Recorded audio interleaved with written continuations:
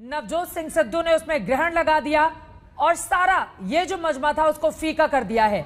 मौसमी जी, आपको बता दें, आज तक आपको सीधी तस्वीर दिखा रहा है एआईसीसी दफ्तर से।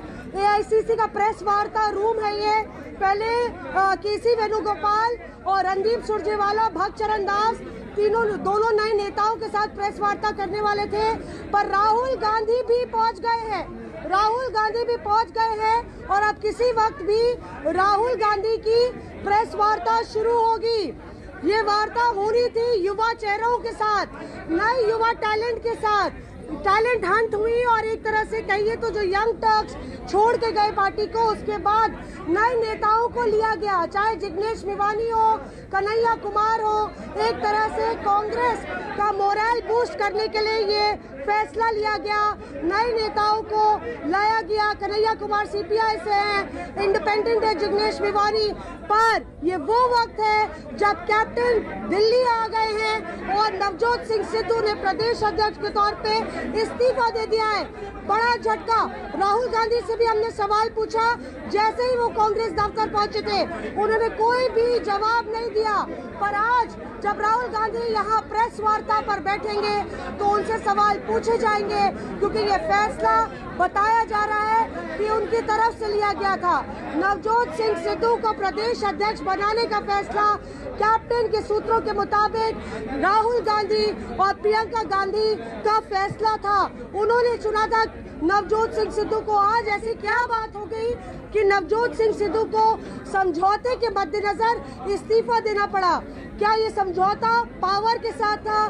क्या उनको उतने लाइमलाइट पे नहीं रखा जा रहा था? क्या उनकी चल नहीं रही थी पार्टी में? ये तमाम सवाल राहुल गांधी से पूछे जाएंगे। यहाँ पे कई बार राहुल गांधी प्रेस वार्ता कर चुके हैं, पर अक्सर वो सरकार पर निशाना साधते आए हैं। अब जिस तरह से भद पिट रही है पंजाब में कांग्रेस की, क्या बिहार सुधर पाएगा? क्या गुजरात सुधर पाएगा?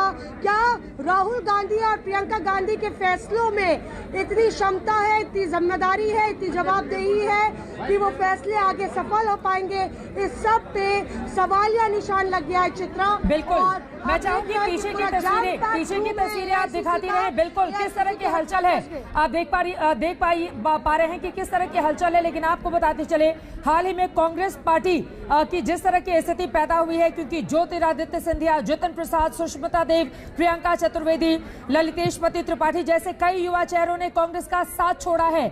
शर्मिष्ठा मुखर्जी ने तो इसी हफ्ते राजनीति से संन्यास तक का ऐलान कर दिया है। इन सब के बीच अब कांग्रेस पार्टी में 2 युवा चेहरों की एंट्री होने वाली है लगातार। मौसमी अब ये बताइए, ये युवा चेहरे कांग्रेस का जो खराब मौसम इस वक्त चल रहा है उसको बदल पाएंगे क्या? क्योंकि एक तरफ दोनों के वेलकम को लेकर जितनी ग्रैंड तैयारी थी, लेकिन अब सारा का सारा सवाल, अगर राहुल गांधी प्रेस से वार्ता करेंगे तो सारा का सारा सवाल नवजोत सिंह सिद्धू को लेकर। और मनीष तिवारी ने इन दोनों नेताओं की एंट्री पर जिस तरह के सवाल खड़े किए हैं, ज्यादा सवाल इसी पर पूछे जाएंगे। मौसमी जी बिल्कुल, इससे G23 जो लगातार सवाल खड़े कर रहा है उसको भी ज्यादा बल मिलेगा। ये देखिए किस तरह की उत्सुकता है, किस तरह की चिंता है कांग्रेस कार्यकर्ताओं में। खिड़की के बाहर से झांक रहे हैं, तमाम कार्यकर्ता बाहर खड़े हुए हैं और लगातार इसको लेके चिंता है कि नवजोत सिंह सिद्धू ने इस्तीफा दे दिया, अब कन्हैया कुमार आ रहे हैं। क्या हो रहा है आपकी पार्टी में? देखिए, चिंता बिल्कुल नहीं है। पहले तो ये सेलिब्रेशन है, इसको सेलिब्रेट करना है। सिद्धू जी गए हैं तो अभी कांग्रेस से नहीं गए, उन्होंने केवल जो प्रेसिडेंट पद का इस्तीफा दिया है, तो उससे बिल्कुल कोई चिंता वाली बात नहीं है। और अभी आगे आने वाले टाइम में बहुत कुछ देखने को बाकी है। बाकी बीजेपी अभी मुंगेरी लाल के हसीन सपने देखना शुरू कर दिए होंगे कि कहीं ना कहीं आने वाले विधानसभा चुनाव में फायदा मिलेगा। यहाँ पर जताने की कोशिश कर रहे हैं, लेकिन कैप्टन अमरिंदर सिंह, जिनकी ओर से नवजोत सिंह सिद्धू के कांग्रेस अध्यक्ष पद के इस्तीफे के फौरन बाद ट्वीट किया गया, उनसे बातचीत की है एक्सक्लूसिव मेरे सहयोगी सत्येंद्र चौहान ने। सुनिए सिद्धू के इस्तीफे पर उनकी ओर से क्या कुछ कहा गया। पंजाब में जारी उठापटक का दौर अभी भी बना हुआ है। नवजोत सिंह सिद्धू ने, किसी ने सोचा भी नहीं होगा कि इतनी जल्दी अपने पद से इस्तीफा देंगे।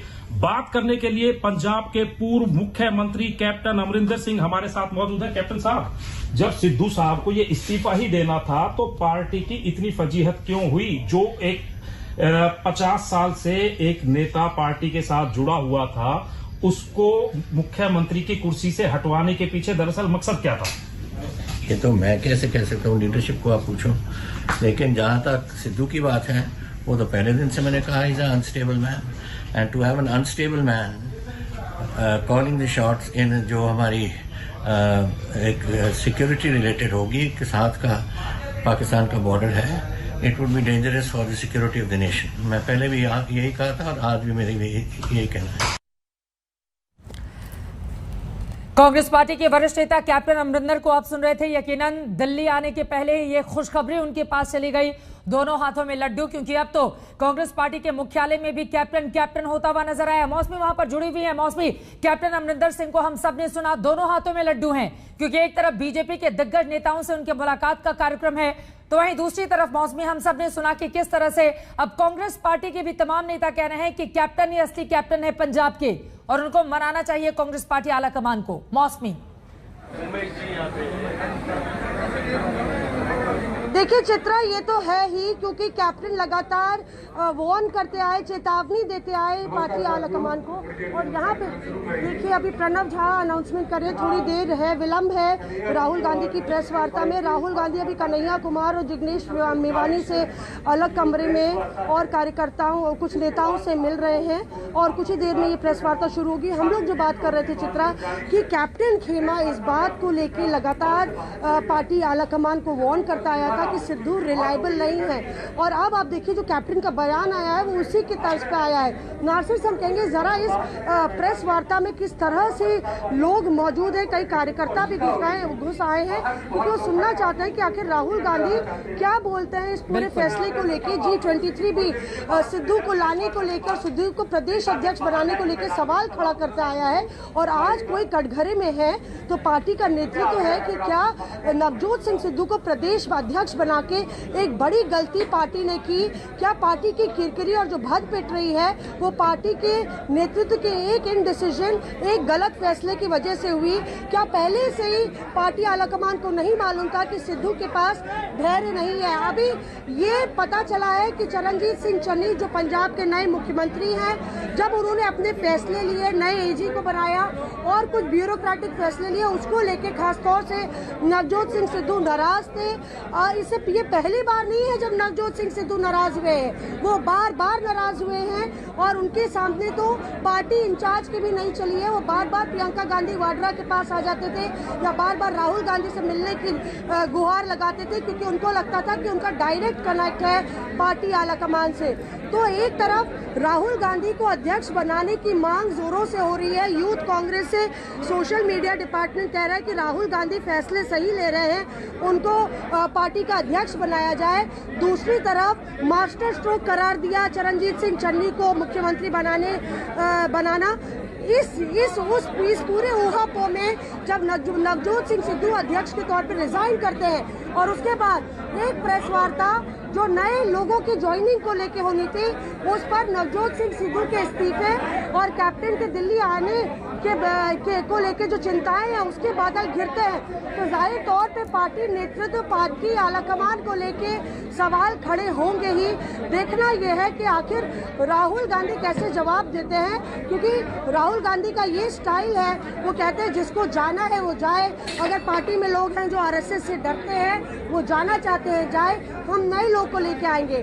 तो आज जब वो उस चौखट पे, उस पोडियम पे होंगे जहाँ पे वो नए नेताओं को, कद्दावर नेता, फायर ब्रांड नेता कन्हैया कुमार, जिनकी युवाओं में पैठ है, बिहार में एक आइडेंटिटी है अपनी, पूर्व जेएनयू के अध्यक्ष रह चुके हैं। टीवी स्क्रीन पर मौसमी हम लोग दिखा रहे हैं, तेजिंदर सिंह पाल सिंह बग्गा की ओर से बड़े बड़े होर्डिंग्स लगाए गए हैं जिसमें लिखा हुआ है कन्हैया कुमार की तस्वीर के साथ सोनिया गांधी, राहुल गांधी की भी तस्वीर है, उसमें लिखा हुआ है भारत तेरे टुकड़े होंगे is now official slogan of Congress. इस तरह से अब बीजेपी हमलावर हो रही है, जिस तरह से एंट्री इनकी कन्हैया कुमार की जा रही है, बड़े बड़े होर्डिंग्स भी लगने लगे हैं और बीजेपी हमलावर है। मौसमी और खुद कांग्रेस पार्टी की ओर से तेजिंदर सिंह बग्गा ने ये पोस्टर लगाए हालांकि, और हाल ही में हम देखते रहे हैं कि किस तरह से लगातार बीजेपी हमलावर रही है। कन्हैया कुमार के कांग्रेस में शामिल होने की खबर जब से सामने आई, सुधांशु त्रिवेदी जी राज्यसभा सांसद और राष्ट्रीय प्रवक्ता भारतीय जनता पार्टी के हमारे साथ जुड़े हुए हैं। सुधांशु जी, इन तस्वीरों पर आप ही के नेता तेजिंदर पाल सिंह बग्गा ने लगाए हैं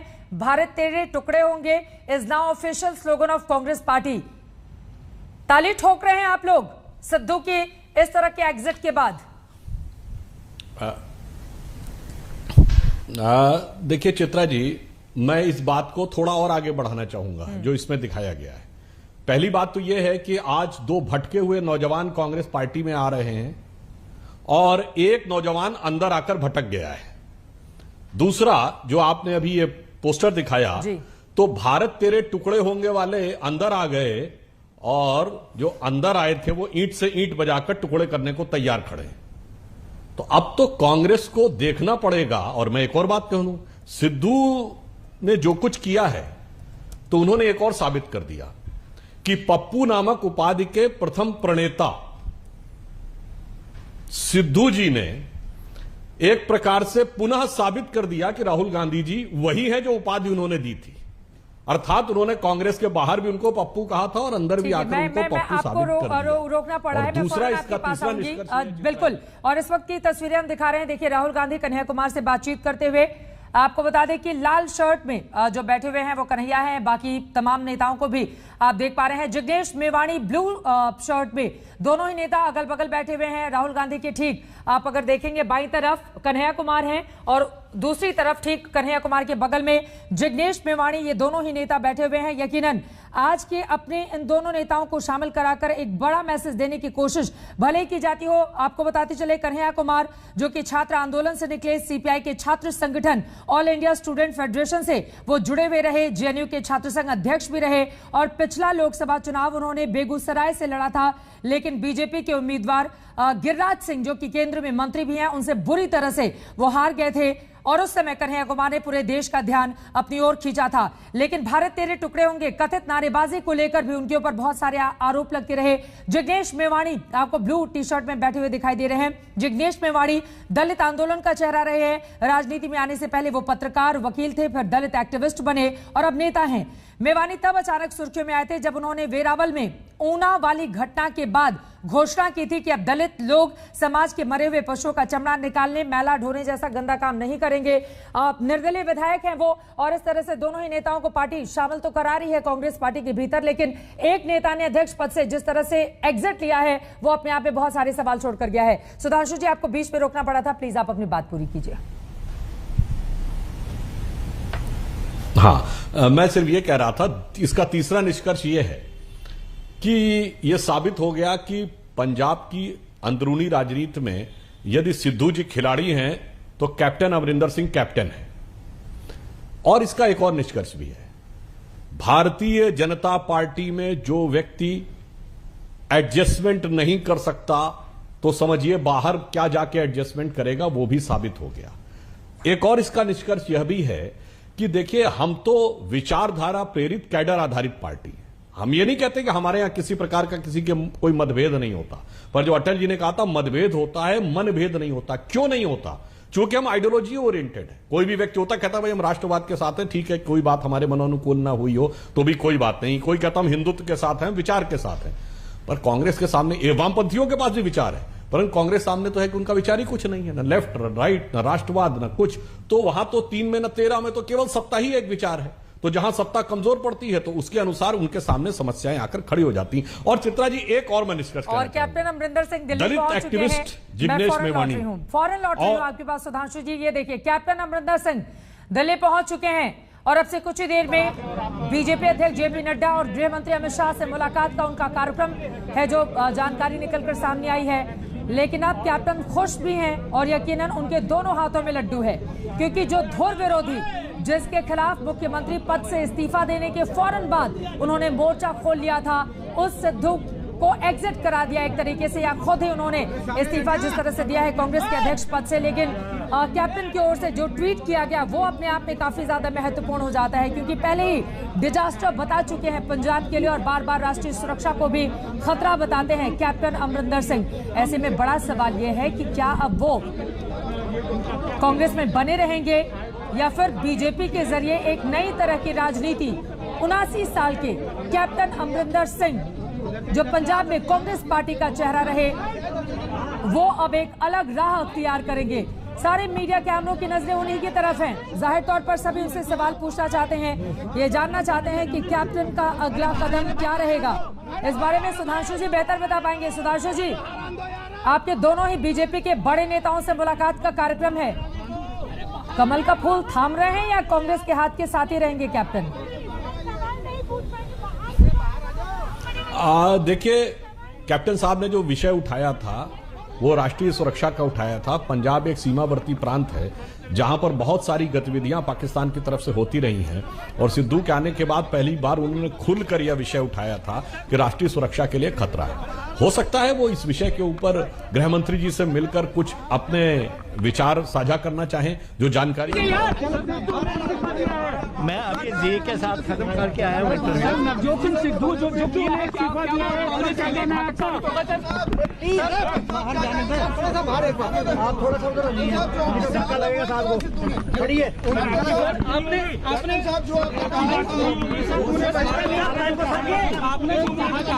आपने जो कहा था वही सिद्धू ने किया था। मैंने कहा था अबे यार अनस्टेबल है, आप ही दिखा दिया, आज रेजिग्नेशन कर दिया। जी सर, भाई साहब सामने कटिए ना यार। सर उन्होंने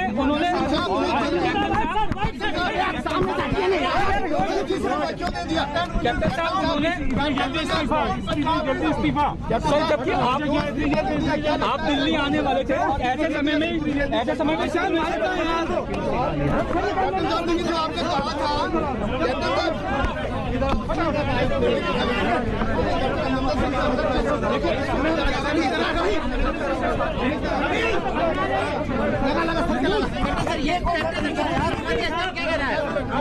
साहब आपने कहा है ट्वीट करके कि सिद्धू स्टेबल नहीं है, क्या अभी काम नहीं है, वो पंजाब के लिए ठीक नहीं है। पहला रिएक्शन क्या आपका? क्या रिएक्शन है? क्या कहा था?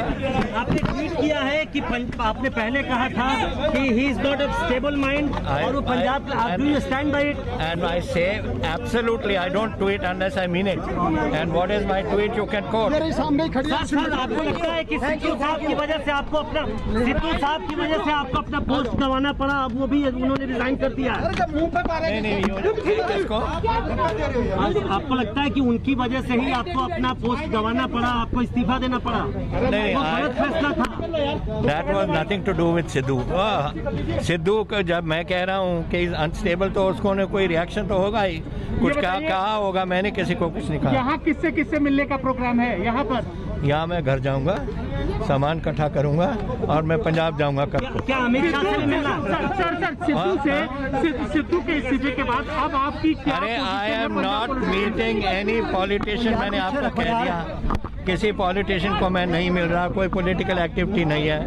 मैं कपूरथला हाउस जो चीफ घर है उसको खाली करने के लिए आया हूँ। सिद्धू के इस्तीफे के बाद अब आप क्या रोल है? ये आप AICC से पूछिए।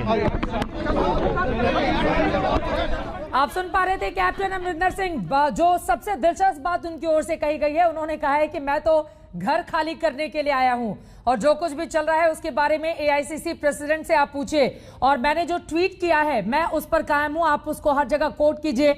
उनका ट्वीट है कि सिद्धू स्थिर आदमी नहीं है, पंजाब जैसे सीमावर्ती राज्य के लिए सिद्धू फिट नहीं है।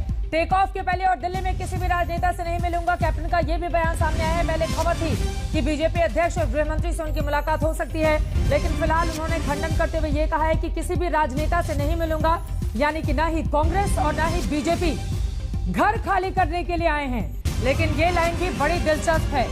घर खाली करना, राजनीति में इसके बड़े बड़े मायने निकाले जाते हैं। अब जिस तरह से कांग्रेस पार्टी का घर पंजाब में खाली हुआ है, बड़े बड़े ओहदों से, पहले कैप्टन की कुर्सी गई मुख्यमंत्री पद से, उसके बाद सिद्धू साहब जिन्होंने अध्यक्ष पद से ही पंजाब के इस्तीफा दे दिया है। अब हमारे साथ सुधांशु त्रिवेदी जी लगातार बने हुए। सुधांशु जी, पहले खबरें थी कि बीजेपी के नेताओं से मिलेंगे और हमारे साथ बहुत देर से आचार्य प्रमोद कृष्णन जी भी जुड़े हुए हैं, कांग्रेस पार्टी के नेता। आचार्य जी, मैं फौरन आपके पास आऊंगी। एक टिप्पणी आपकी। उन्होंने कहा है सुधांशु त्रिवेदी जी, मैं दिल्ली में घर खाली करने के लिए आया हूं। देखिए, घर खाली करना एक गहरा शब्द है। वैसे इसका जो दूसरा अर्थ निकाला जा रहा है उसकी आवश्यकता इसलिए नहीं है कि जिनका दिमाग खाली हो उनका घर तो खुद ब खुद खाली हो जाता है। तो मुझे नहीं लगता उसके लिए कैप्टन साहब को कोई बहुत प्रयास करने की जरूरत है। और जो कुछ हो रहा है यहां, मेरे ख्याल से आचार्य प्रमोद कृष्णन जी भी समझते होंगे, ये भी दर्शा रहा है कि वो दिन चले गए जब कांग्रेस पार्टी की लीडरशिप राजनीतिक दृष्टि से बहुत समझदार और तेज तर्रार लोगों के हाथ में होती थी, चाहे इंदिरा गांधी जी से लेकर पीवी नरसिम्हा राव तक। और जब से राहुल जी और सोनिया जी के हाथ में आई है, तब से साबित हो गया है कि कांग्रेस ना अपना घर संभाल पा रही है, जो खाली होने की बात। दूसरी बात, कन्हैया कुमार और जिग्नेश मेवानी का आना, अरे जनाब, इंदिरा जी अपने जमाने में कम्युनिस्टों का यूज करती थी, यहां कांग्रेस कम्युनिस्टों के लिए यूज हो जाती है। पहले जाके जेएनयू में उनके साथ खड़े हो जाती है जब उनमें थोड़ी बहुत ताकत दिखती है, जब वो किसी लायक नहीं दिखते हैं, टोटल खाली, फटक चंद गिरधारी, ना लुटिया ना थारी, तब उनको अपने यहां ले लेते हैं। तो ये कहीं ना कहीं कांग्रेस की राजनीतिक परिपक्वता जो वर्तमान नेतृत्व है उसके ऊपर भी एक बहुत बड़ा प्रश्न चिन्ह है। और ये तस्वीरें आ गई। आचार्य जी, मैं फौरन आपके पास आऊंगी। जिग्नेश मेवाणी, कन्हैया कुमार, कंधे पर हाथ रखा हुआ है कन्हैया ने जिग्नेश मेवाणी के, मुस्कुराता हुआ चेहरा हार्दिक पटेल आपको दिखाई दे रहे हैं। आप देख पा रहे हैं गुजरात कांग्रेस के वो अध्यक्ष हैं, हालांकि पूरी तरह से उनको कमान नहीं सौंपी गई है गुजरात की, जिसको लेकर समय समय पर उनकी ओर से भी बयान सामने आता रहता है। रणदीप सुरजेवाला भी कांग्रेस पार्टी के वरिष्ठ नेता आपको दिखाई दे रहे हैं और इस तरह से कांग्रेस पार्टी के भीतर शामिल होने जा रहे हैं कन्हैया कुमार और जिग्नेश मेवाणी। तस्वीरें सामने हैं, लेकिन सुधांशु जी ने जो टिप्पणी की थी उस पर जल्दी से आचार्य प्रबोध कृष्ण जी आपका मैं जवाब चाहूंगी। आचार्य जी, देखिए, सुधांशु त्रिवेदी जी को तो बड़ा मजा आ रहा होगा कि कांग्रेस में कोई जा रहा है, कोई आ रहा है, कोई चला गया, कोई आएगा, तो इनको तो अच्छा लगेगा, ये बिल्कुल टिप्पणियां करेंगे, खूब हंस के करेंगे। लेकिन सुधांशु जी ये कह रहे हैं कि साहब कन्हैया कुमार, जिग्नेश मेवाणी या जो भी लोग हैं जो कांग्रेस में आ रहे हैं वो ठीक नहीं है, उनके पास ना लोटा है ना थाली है, वो खाली हैं। तो भाई मैं एक बात आपसे कहना चाहता हूँ कि कोई भी नेता पार्टी ज्वाइन जब करता है तो उस पार्टी को ज्वाइन करता है जिस पार्टी में भविष्य की संभावनाएं तलाशता हो, और कांग्रेस पार्टी में कन्हैया कुमार भविष्य की संभावनाएं तलाश रहे हैं, तभी उन्होंने वामपंथ को छोड़ के कांग्रेस का तमाम कामयाबियों को लेकर आए हुए थे। सवाल क्या हो गया, वो भी तो अपना भविष्य तलाशने ही आए थे कांग्रेस पार्टी के भीतर। हाँ चित्रा जी, मैं एक बार सुन लेती हूँ रणदीप सुरजेवाला जी की प्रेस कॉन्फ्रेंस। चित्रा जी, सिद्धू जी जो हैं वो रणदीप सुरजेवाला आपको दिखाई दे रहे हैं, कन्हैया कुमार, जिग्नेश मेवाणी बहुत सारे साथी जो ज्वाइन कर रहे हैं कांग्रेस पार्टी, सीधे सुनते हैं। नहीं है वो भी इस हॉल में आ गए हैं। हम आपका भी सबका स्वागत करते हैं। हर्ष और जोश के मौके पर बहुत सारे साथियों का सम्मिलित हो जाना स्वाभाविक है, पर मेरा आपसे एक अनुरोध है, इस पत्रकार वार्ता की और आज जो एक विशेष हमारे युवा साथियों की तरुणाई राहुल गांधी जी और कांग्रेस पार्टी के साथ जुड़ रही है, इसकी संजीदगी को समझते हुए कृपया करके बहुत सारे साथी जो हैं वो चुप रहेंगे ताकि पत्रकार वार्ता हम चालू रख सके। खास तौर से जो दाएं हाथ को साथी हैं, मैं उन्हें अनुरोध करूंगा या तो शांत रहिए, नहीं तो हॉल से बाहर खड़े हो जाइए। नमस्कार मित्रों, आज भारतीय राष्ट्रीय कांग्रेस की इस विशेष पत्रकार वार्ता में आप सबका, जो मेरे सामने बैठे हैं, पत्रकार बंधु, छायाकार बंधु, टेलीविजन के साथी और बहुत सारे हमारे जोशीले युवा, आप सबका श्रीमती सोनिया गांधी जी, राहुल गांधी जी और भारतीय राष्ट्रीय कांग्रेस की ओर से मैं स्वागत करता हूं। आज हम सब के लिए एक विशेष दिन है, क्योंकि इस मंच पर वो दो नौजवान बैठे हैं जो अब किसी परिचय के मोहताज नहीं, और जो अपने आप में, जिन्होंने लगातार मोदी सरकार और हिटलर शाही की जो नीति हैं, जो 7 साल से इस देश में चल रही हैं, अपने अपने तरीके से युवाओं के लिए, गरीबों के लिए, वंचितों के लिए, शोषितों के लिए, पिछड़ों के लिए, दलितों के लिए उन्होंने एक व्यापक संघर्ष किया। हमारे इन साथियों को ये लगा कि ये आवाज तब और बुलंद हो पाएगी जब ये आवाज कांग्रेस और राहुल गांधी जी की आवाज में मिलकर 1 और 1 11 की आवाज बन जाएगी। और मैं आभारी हूं हमारे साथी कन्हैया कुमार जी, हमारे साथी जिग्नेश मेवानी जी और मेरे एक और मित्र जो वर्किंग प्रेसिडेंट हैं गुजरात प्रदेश के, हार्दिक पटेल जी, वो भी उनके साथ उपस्थित हैं। मैं आप सबका भारतीय राष्ट्रीय कांग्रेस की ओर से स्वागत करता हूं, अभिनंदन करता हूं और बगैर किसी विलंब के सबसे पहले महासचिव संगठन उनसे अनुरोध करूंगा कि वो संक्षिप्त में अपनी बात रखेंगे और उसके बाद फिर हम आप लोगों को कहेंगे कि वो आप अपनी बात यहां पर रखें। आदरणीय केसी वेणुगोपाल जी।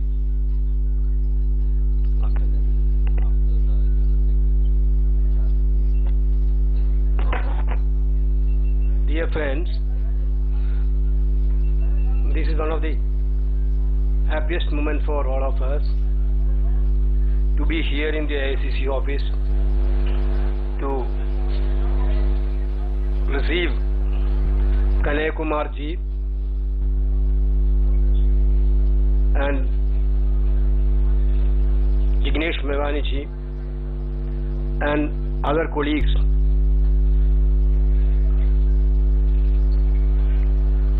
Already Randeep ji told you that Kanhaiya Kumar actually is a symbol of fighting freedom of expressions in this country. The way in which he fought against the fundamentalism throughout his student education time, the country witnessed. There was that type of young personality is joining Congress will enthusiast entire cadre of the Congress party all over India. So we are very much thankful to Kanhaiya Kumar on behalf of All India Congress Committee. We are wholeheartedly welcoming Kanhaiya Kumar ji to this grand old party. Of course, it's indeed happiness. Jignesh ji is also here, who is also fighting for the same cause which Congress is fighting. Jignesh ji, through his activities, through his interventions, already proved that he also believed the Congress ideology to carry everybody for the future. Other colleagues are all here who are worked with Kanhaiya Kumar ji and Jignesh ji. केसी वेणुगोपाल जो कि संगठन महासचिव है, उनको आप सुन रहे थे किस तरह से दोनों ही नेताओं का वेलकम करते हुए, और यकीनन आज जोश और खरोश दिखाने की कांग्रेस पार्टी की कोशिश, लेकिन रंग में भंग डालने का काम आज नवजोत सिंह सिद्धू की ओर से कर दिया गया, जब पंजाब के कांग्रेस अध्यक्ष पद से उनकी ओर से इस्तीफा दे दिया गया है। आचार्य जी, आपको मुझे बीच में रोकना पड़ा था, प्लीज आप अपनी बातें पूरी करें। यहाँ पर वेलकम तो किया जा रहा है जिग्नेश मेवाणी और कन्हैया कुमार का, लेकिन बार बार ये जो एग्जिट आपकी पार्टी से हो रहा है, बड़े बड़े पदों से लोगों का इस्तीफा, एक के बाद एक इस्तीफा, कांग्रेस पार्टी कहां पर जाकर थमेगी इससे? प्रमोद कृष्णन जी। देखिए चित्रा जी, एक तो आना जाना लगा रहता है राजनीति में, जीवन में ही आना जाना लगा रहता है, संसारी आवागमन, आना जाना, खोना पाना, तंबू बम्बू, ताना बाना, ये तो चलता रहता है। अब सवाल इस बात का कि जब कोई पार्टी ज्वाइन करता तो पार्टी में कोई घर में हमारे आता तो उसका वेलकम किया जाता, बिल्कुल करना चाहिए। हम जो भी आएगा हम उसका स्वागत करेंगे। जहाँ तक सुधांशु जी का चुटकी लेने का सवाल है, तो मैं कहना चाहता हूँ ऐसे बहुत से अवसर आए हैं जब सुधांशु जी की पार्टी से बहुत बड़े बड़े नेता पार्टी छोड़ के गए हैं, चाहे वो शत्रुघ्न सिन्हा हो, चाहे यशवंत सिन्हा जी हो, और भी बहुत से लोग हैं, और ये चलता रहता है। लेकिन कल्याण सिंह जी इतने बड़े नेता थे, वो पार्टी छोड़ गए थे, उमा भारती पार्टी छोड़ गई थी। तो पार्टी में आना और जाना कोई खतरे की घंटी नहीं है। अब सिद्धू जी गए हैं और कल captain Amarinder Singh chief minister थे, उन्होंने इस्तीफा दिया। लेकिन अमरिंदर सिंह जी और सिद्धू जी दोनों एक दूसरे के विरोधी नेता हैं, लेकिन अभी भी दोनों कांग्रेस में। उन्होंने अपनी अध्यक्षता छोड़ी है, उन्होंने मुख्यमंत्री की कुर्सी छोड़ी है, लेकिन दोनों कांग्रेस में। तो कांग्रेस एक समंदर है, और कांग्रेस में कोई गलत आदमी आ गया है और कोई सही आदमी चला गया है, या कोई सही आदमी आ गया कोई गलत आदमी चला गया, ये सब एक बहुत बड़ी पार्टी, हमारी पार्टी डेमोक्रेटिक तरीके से चल रही है, और सोनिया गांधी जी के नेतृत्व में, राहुल गांधी जी के नेतृत्व में पार्टी आगे बढ़ रही है। जनता को कैसे समझाएगा ये कौन सी डेमोक्रेसी है आपकी पार्टी में आचार्य जी, जब आपके कैप्टन ने सिद्धू को लेकर खड़े करते हैं सवाल, कहते हैं राष्ट्रीय सुरक्षा के लिए आदमी खतरा है, और फिर सिद्धू इस्तीफा देते हुए कहते हैं कि पंजाब के भविष्य से मैं समझौता नहीं कर सकता। यानी कि कांग्रेस पार्टी कॉम्प्रोमाइज कर रही है पंजाब के भविष्य से, तभी तो उन्होंने इस तरह की बातें लिखी हैं। चित्रा जी देखिए, पंजाब की सरकार पर कोई फर्क नहीं पड़ने वाला। अमरिंदर सिंह जी का इस्तीफा हुआ, क्या पंजाब में हमारी सरकार गिरी? सिद्धू जी का इस्तीफा अगर स्वीकार हो जाएगा तो भी सरकार नहीं गिरेगी, क्योंकि सरकार तब तक नहीं गिरेगी और कांग्रेस पार्टी तब तक कमजोर नहीं होगी जब तक राहुल गांधी का नेतृत्व है।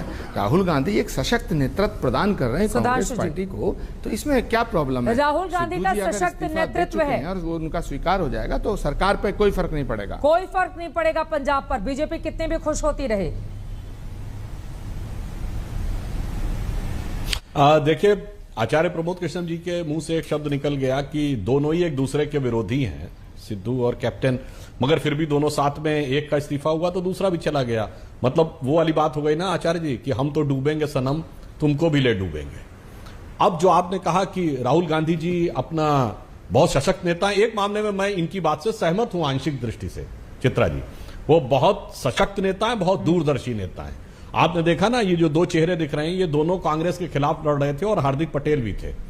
तीनों युवाओं को निपटा दिया, मतलब जिसके साथ रहे राहुल गांधी जी ने निपटा दिया। कश्मीर में उमर अब्दुल्ला युवा चीफ मिनिस्टर थे, उनको निपटा दिया, साथ में रहे। फिर उत्तर प्रदेश में पहुंच गए अखिलेश यादव जी के साथ, उनको निपटा दिया। उसके बाद ये जिग्नेश मेवानी और हार्दिक पटेल और ये कन्हैया कुमार जी, इनके साथ जेएनयू पहुंच गए कन्हैया कुमार के साथ, उनको निपटा दिया। और वहां साथ लिया था गुजरात में, उनको निपटा दिया। तो उन्होंने सबको निपटाया, इसमें कोई दो राय नहीं है, और सब युवाओं को ये हैसियत में ला खड़ा कर दिया। देखो सबसे शक्तिशाली मैं हूं। हाँ, जो थोड़े शक्तिशाली थे उनकी पार्टी में, उन सबको बाहर भी कर दिया, चाहे हेमंत बिश्व शर्मा हो, चाहे हमारे ग्वालियर के महाराजा साहब हों, दूसरे जो हैं वो एक बॉर्डर के ऊपर खड़े हुए हैं, और भी कई पश्चिम में भी कई चले गए। हाँ, एक बात मैं जरूर कहना चाहूंगा, आज कांग्रेस में एक अद्भुत समन्वय दिख रहा है। आचार्य जी शायद आप भी इस बात पे इत्तेफाक रखेंगे कि 30 साल से अधिक आयु का एक छात्र 50 साल से अधिक आयु के युवा नेता के साथ आकर खड़ा हो गया है, और दोनों का जो ट्रैक रिकॉर्ड रहा है उससे तो ये नजर आता है कि आगे ये कितने सशक्त ढंग से, कितनी उचित दिशा में आगे बढ़ेंगे। उसे जो मैं कहावत कह रहा हूं, एक हिंदी की, उसे शब्दशः नहीं लीजिएगा, उसका भाव लीजिएगा। एक हिंदी में कहावत है, अंधो अंधे ठेलिया दोनों कूप पड़ंत। यानी यदि एक अंधा दूसरे अंधे का रास्ता दिखाने के लिए मार्गदर्शक बन जाए तो अंततः उनकी गति होती है कि दोनों ही किसी न किसी कुएं में जाके गिर जाते हैं। मैं फिर कैविएट साथ कह रहा हूं कि मैं शब्दशः नहीं कह रहा हूं, परंतु ये एक यथार्थ है। तो मैं आपकी इस बात से सहमत हूं कि राहुल गांधी जी ने सभी युवाओं को निपटाकर दिखा दिया कि सबसे सशक्त युवा नेता वही है। आचार्य प्रमोद कृष्णन जी।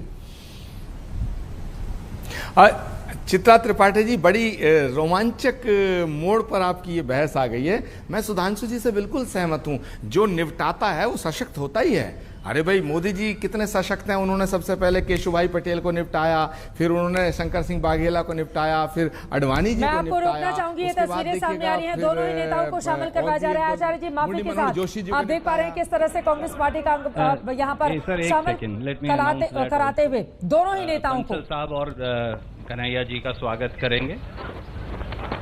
कन्हैया कुमार का स्वागत हो रहा है। पवन बंसल जी जो कि पूर्व रेल मंत्री, और मैं अब अनुरोध करूंगा वरिष्ठ नेता कन्हैया कुमार इस तरह से हमारे शामिल हो गए अब कांग्रेस में। साथी नितिन राउत जी से और उनके साथ साथ भक्ताचरण दास जी से, केसी वेणुगोपाल जी से, बंसल साहब से, कि वो जिग्नेश मेवानी जी का भी औपचारिक तौर से हमारी विचारधारा से जुड़ने के लिए, कांग्रेस की विचारधारा के साथ मिलकर कंधे से कंधा मिलाकर लड़ने के लिए स्वागत करें। और इस तरह से जगेश मेवाणी भी, जो कि निर्दलीय विधायक रहे हैं गुजरात के, वो भी यहां पर शामिल होते हुए कांग्रेस पार्टी में। तो दो युवा चेहरे आपको दिखाई दे रहे हैं, कन्हैया कुमार और जगेश मेवाणी। कन्हैया कुमार ने मास्क पहन रखा है तो उनकी मुस्कुराहट मास्क के पीछे छिप सी गई है। जगेश मेवाणी का चेहरा आपको नजर आ रहा है इन तस्वीरों में। और इस तरह से दोनों ही नेताओं ने कांग्रेस पार्टी का दामन थाम लिया है। अंगवस्त्रम पहनाकर उनका वेलकम किया गया और अब फूलों का गुलदस्ता देकर कांग्रेस पार्टी के भीतर उनका वेलकम अलग अलग नेताओं की ओर से किया जा रहा है। लेकिन आपको बताते चले, कन्हैया कुमार के इस तरह से एंट्री को लेकर मनीष तिवारी ने ही सवाल खड़े किए थे। उनकी ओर से ट्वीट किया गया था कि कम्युनिस्ट नेताओं के कांग्रेस में आने की अटकलें चल रही हैं, ऐसे में 1973 में छपी कम्युनिस्ट इन कांग्रेस पढ़ी जानी चाहिए। चीजें जितनी बदलती हैं उतनी ही समान लगती हैं। तो मनीष तिवारी सवाल खड़े करते हुए, लेकिन फिलहाल कन्हैया कुमार और जगदीश मेवाणी कांग्रेस पार्टी का हाथ थाम चुके हैं और कांग्रेस का दावा यह है कि इनके आने से कांग्रेस का हाथ और मजबूत होगा। इन तस्वीरों पे आचार्य प्रमोद कृष्ण जी, आपकी टिप्पणी। बन गए दोनों कांग्रेस पार्टी के नेता, मजबूत होगी कांग्रेस इससे? देखिएगा, देखिए, जब कोई आता है तो कांग्रेस मजबूत होती है, पार्टी मजबूत होती है, घर मजबूत होता है। सुधांशु त्रिवेदी जी से मैं पूछना चाहता हूं कि आपकी प्रॉब्लम किससे है? कन्हैया कुमार से आपकी प्रॉब्लम है या जिग्नेश मेवाणी से आपकी प्रॉब्लम है? आपकी प्रॉब्लम किससे है? सिद्धू जी से आपकी प्रॉब्लम है या अमरिंदर सिंह जी से आपकी प्रॉब्लम है? पहले तो आप बताने का कष्ट करें कि आपकी प्रॉब्लम किससे। आपने दो बातें कही, एक तो निपटाने वाली कही, तो मैंने बताया कि किस तरह से आपको रोकना पड़ा है। कन्हैया कुमार मास्क उतार चुके हैं, संबोधन संवाददाता सम्मेलन में आए हुए मैं अपने सभी पत्रकार साथियों का, और मैं देख रहा हूं कि कुछ ऐसे दोस्त भी हैं जगह की कमी के चलते कमरे में आ नहीं पाए हैं, लेकिन सुन रहे हैं बाहर खिड़कियों से। मैं आप सबका स्वागत करता हूं और मंच पर उपस्थित AICC ऑर्गेनाइजेशन के जनरल सेक्रेटरी वेणु जी, जनरल सेक्रेटरी सुरजेवाला जी, SC डिपार्टमेंट के चेयरमैन नितिन राउत जी, बिहार के प्रभारी भक्तचरण दास जी, बिहार के अध्यक्ष मदन मोहन झा जी और कांग्रेस पार्टी के ट्रेजरर पवन बंसल जी,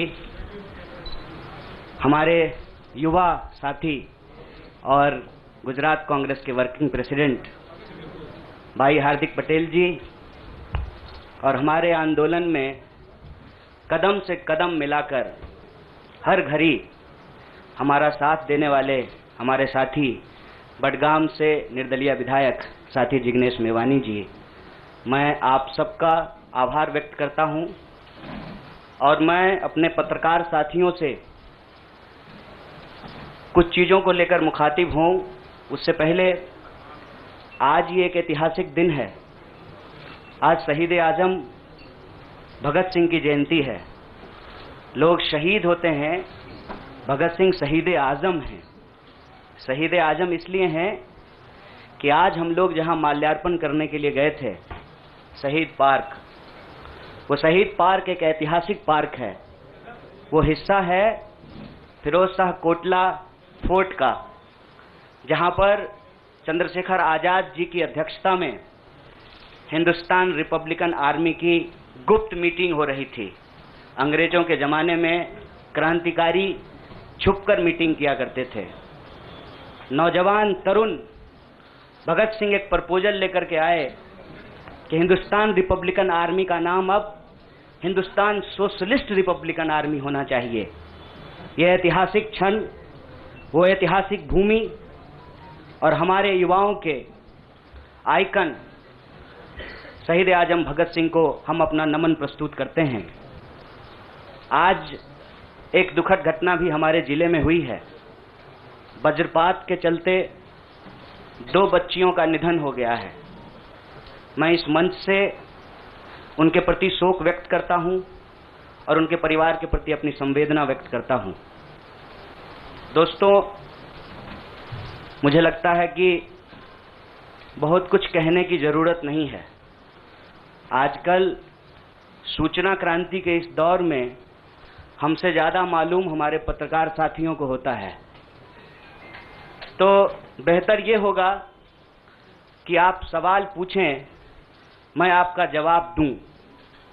लेकिन आप सवाल कहां से पूछेंगे और आपके मन में कौन से सवाल चल रहे हैं, इसका थोड़ा सा अंदेशा है, मुझे थोड़ा अंदाजा भी है। सबसे पहले मैं आपको बधाई देना चाहता हूं कि आपने पत्रकारिता की उस मिसाल को जिंदा रखा है कि कम से कम विपक्ष से तो सवाल करते हैं ना, ताकि इस देश को याद रहे कि पत्रकारों का काम है सवाल पूछना। तो मैं आपके हर सवाल का जवाब दूंगा। जितना सवाल आप पूछना चाहते हैं पूछिएगा, बारी बारी से पूछिएगा, सारे सवालों का जवाब दूंगा। बस एक सवाल का जवाब जो मुझे लगता है कि आप सबके मन में होगा कि आप कांग्रेस पार्टी क्यों ज्वाइन किए हैं, उस सवाल का जवाब दे करके मैं हमारे जो अध्यक्ष हैं उनकी तरफ मुखातिब होऊंगा, माइक उनको समर्पित करूंगा। मैं कांग्रेस पार्टी इसलिए ज्वाइन कर रहा हूं कि मुझे ये महसूस होता है कि इस देश में कुछ लोग, वो सिर्फ लोग नहीं हैं, वो एक सोच है। वो इस देश की सत्ता पे न सिर्फ काबिज हुए हैं, इस देश की चिंतन परंपरा, संस्कृति, इसका मूल्य, इसका इतिहास, इसका वर्तमान और इसका भविष्य खराब करने की कोशिश कर रहे हैं। वो जो सोच है, उस सोच के बारे में आप अपने आप समझ जाएंगे, क्योंकि कहीं मैंने पढ़ा था कि आप अपने दुश्मन का चुनाव कीजिए, अपने विपक्ष का चुनाव कीजिए, दोस्त अपने आप बन जाएंगे। तो हमने ये चुनाव किया है।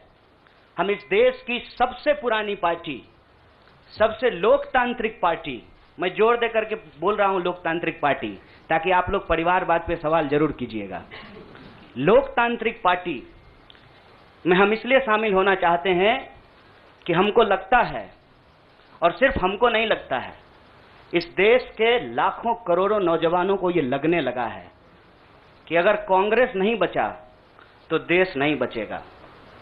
और ये बात मैं आपको स्पष्ट कर देता हूं, देश में प्रधानमंत्री अब भी हैं, देश में प्रधानमंत्री इससे पहले भी थे, देश में आगे भी प्रधानमंत्री होते रहेंगे।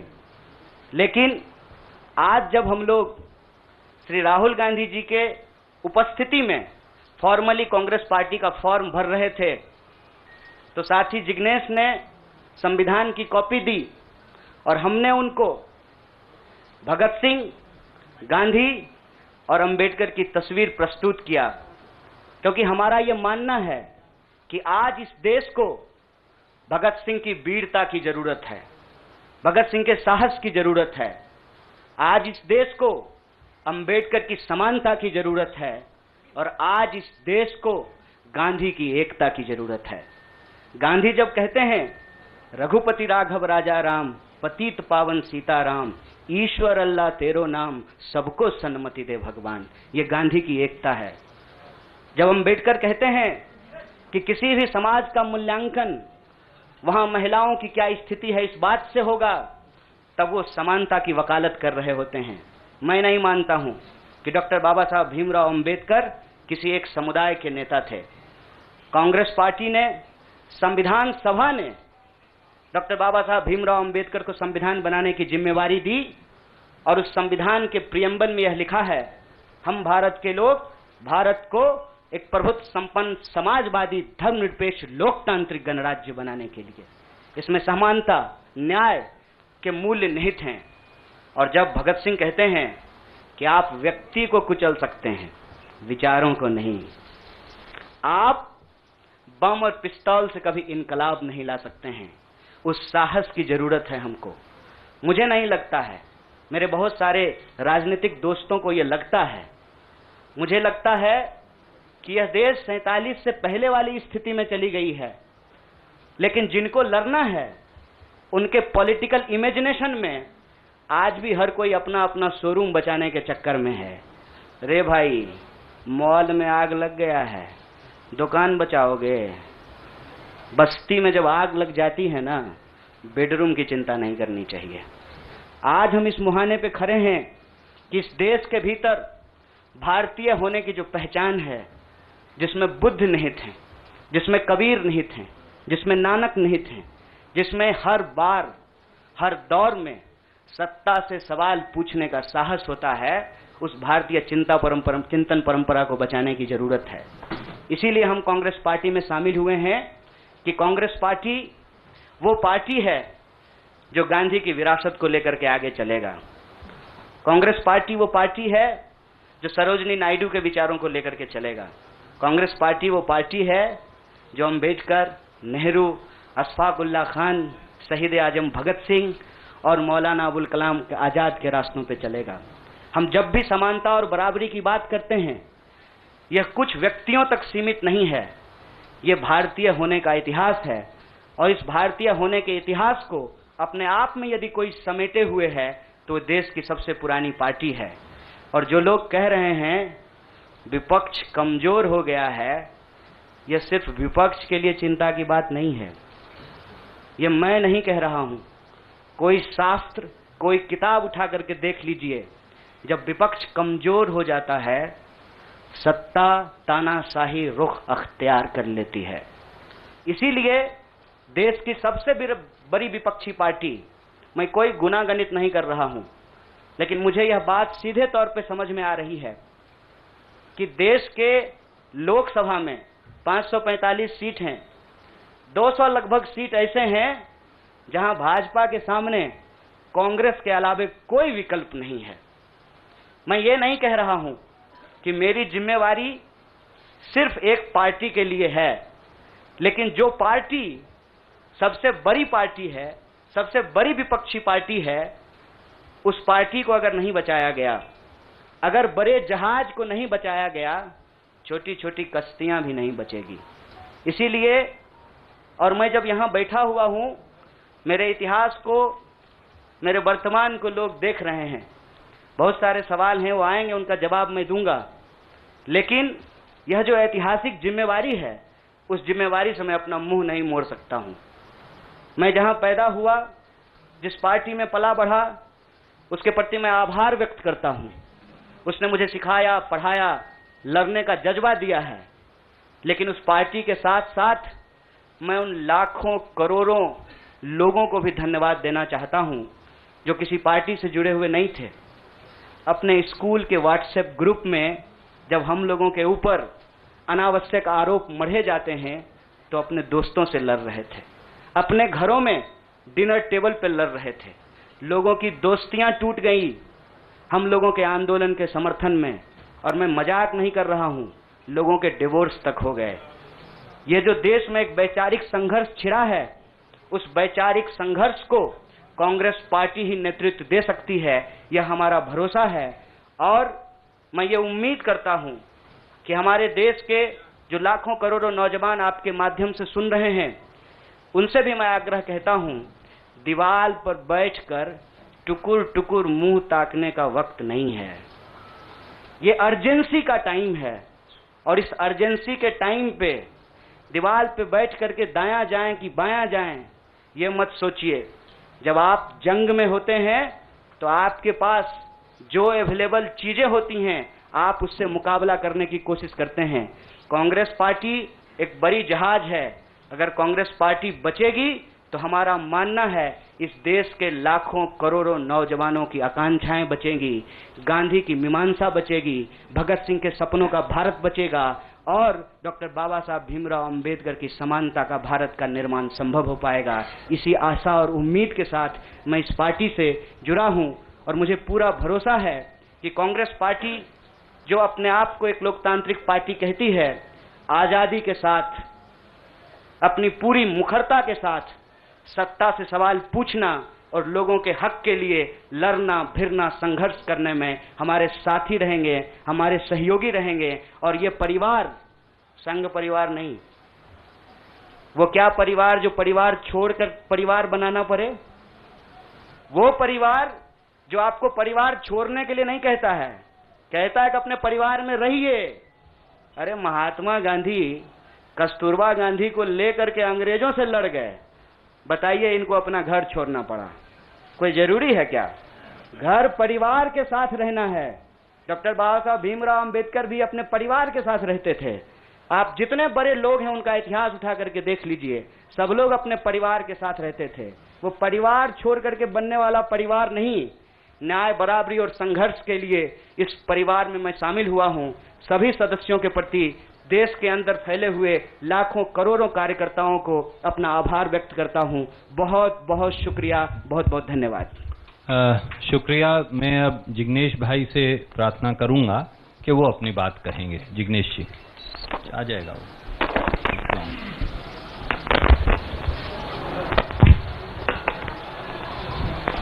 धन्यवाद। सबसे पहले तो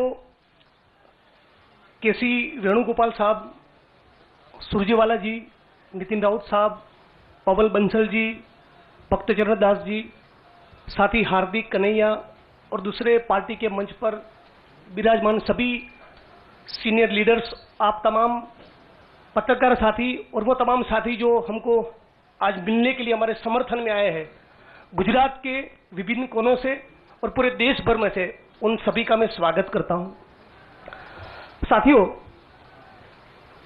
जो कहानी गुजरात से शुरू हुई, उस कहानी ने पिछले 6-7 साल में इस मुल्क में क्या उत्पात मचाया है, वो अब आपके हमारे सबके सामने है। एज अ नेशन, एक राष्ट्र के तौर पर हम एक अनप्रेसिडेंटेड, अभूतपूर्व क्राइसिस से गुजर रहे हैं। ऐसा संकट इस मुल्क ने पहले कभी नहीं देखा। हमारे संविधान पर हमला है, दिल्ली की सड़कों पर संविधान की कॉपी को जलाया जाता है, हमारे आइडिया ऑफ इंडिया पर हमला है, हमारे देश के लोकतंत्र के ऊपर हमला है। आज भाई भाई एक दूसरे का दुश्मन बन जाए, उतना जहर, नफरत एक सोची समझी साजिश के तहत दिल्ली और नागपुर साथ में मिलकर फैला रहे हैं। इस परिस्थिति में एक पॉलिटिशियन के तौर पे नहीं, बतौर एक भारतीय नागरिक, मैं अपने आप को ये जब सवाल पूछता हूं कि मेरा फंडामेंटल फॉरमोस्ट रिस्पॉन्सिबिलिटी, ड्यूटी क्या होना चाहिए, तो अंदर से जवाब यही आता है, कुछ भी करके इस मुल्क के संविधान, लोकतंत्र और आइडिया ऑफ इंडिया को बचाना चाहिए। और यदि उसको बचाना है तो मुझे उनके साथ खड़े रहना है जिसने स्वतंत्रता के आंदोलन में न केवल कंट्रीब्यूट किया है, उसको लीड किया है, अंग्रेजों को यहां से खदेड़ कर दिखाया है। और इसीलिए आज मैं इंडियन नेशनल कांग्रेस की इस मंच पर आपके साथ खड़ा हूं। एक टेक्निकल कारण के चलते मैं फॉर्मली पार्टी इसलिए ज्वाइन नहीं कर सकता क्योंकि मैं एक निर्दलीय विधायक हूं। If I join a party I may not continue as an MLA. मेरी पार्टी के सीनियर लीडर से बात हुई, मेरे मतक्षेत्र के साथियों से बात हुई, अपने आप से बात हुई, राहुल जी से बात हुई, तो मुझे लगा कि मैं इस विचार के साथ हूं ना, ये सबसे प्रमुख बात है। मैं इस मुहिम, इस मिशन और इस संघर्ष के साथ हूं, ये सबसे महत्वपूर्ण बात है। बाकी की फॉर्मेलिटी तो आने वाले महीनों में भी हो जाएगी।